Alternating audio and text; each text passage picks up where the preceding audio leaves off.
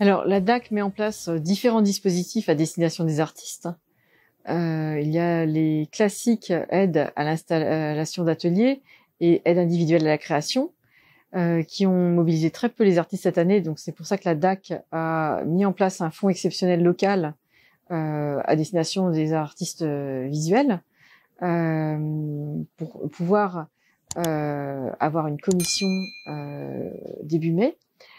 Donc ça, ce sont des aides qui sont liées soit à des projets particuliers, enfin un projet de création, voilà, soit à l'amélioration du lieu de production, puisque vraiment pour les artistes, ce qui est important, c'est de pouvoir produire.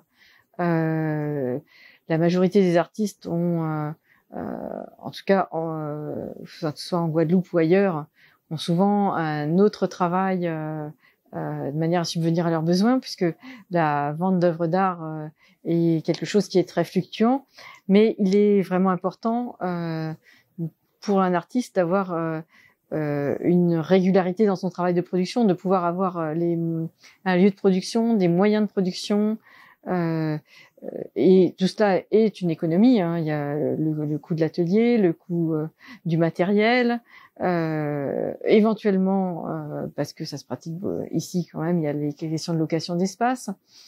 Voilà, je veux dire, le travail de l'artiste plasticien a une spécificité et il est important pour les artistes de pouvoir le mettre en œuvre, et la DAC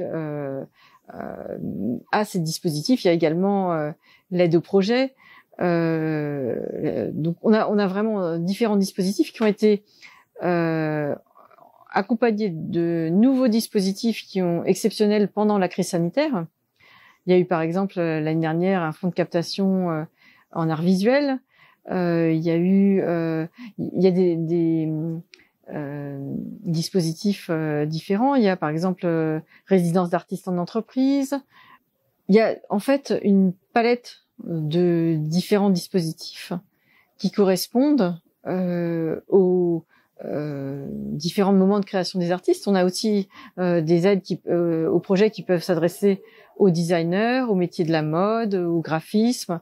Il y a vraiment des possibilités d'accompagnement par la DAC de différentes formes. En tant que conseillère aux arts plastiques, je réponds à des demandes d'artistes qui ont un projet, qui me font part de leur projet pour essayer de les orienter au mieux vers le dispositif qui est le plus adéquat. On a également des dispositifs qui sont plus liés à des associations pour des biennales, des festivals, pour des événements en art contemporain. Voilà, on a vraiment différents dispositifs qui permettent de répondre aux besoins des créateurs. Alors ces dispositifs, ils sont mobilisables tous les 3 ans. La DAC a pour but d'aider les différents artistes professionnels et de les aider à un moment où c'est important pour leur carrière, ils vont avoir besoin d'un déplacement pour une résidence. Je vais pouvoir orienter les personnes qui ont un projet hors du territoire sur des aides comme le FEAC, sur le Fonds de mobilité Caraïbes. Actuellement, il y a également archipel.eu. Il y a différentes aides donc mises en place par le ministère de la Culture, l'Institut français, qui permettent cette mobilité. Au moment de la pandémie, il y a vraiment une chose que j'ai remarquée sur cette scène artistique guadeloupéenne, c'est la volonté de trouver des solutions, de développer des projets. Il y a eu des expositions numériques, je pense aussi à la poule artière numérique. Mais je pense également à la création de NFT de certains artistes guadeloupéens qui se sont regroupés. C'est comment il y a une adaptation possible à toute situation. Ça, j'ai trouvé que cette période montrait également le dynamisme de cette scène artistique guadeloupéenne. En conclusion, Moi, je souhaiterais délivrer un message d'encouragement aux artistes guadeloupéens. J'ai pu me rendre compte lors de cette crise sanitaire des réelles difficultés des plasticiens. Il y a eu ceux qui avaient un travail d'enseignant ou un travail qui a continué à côté et qui ont pu bénéficier d'un salaire. Je me suis aussi aperçue qu'il y avait des artistes qui étaient tombés en grande précarité. Et dans les discussions, j'ai pu voir aussi qu'ils ne pouvaient pas toujours bénéficier des aides mises en place par l'État parce qu'il y avait beaucoup de travail non déclaré. Et moi, d'abord, j'encouragerais les artistes à se professionnaliser.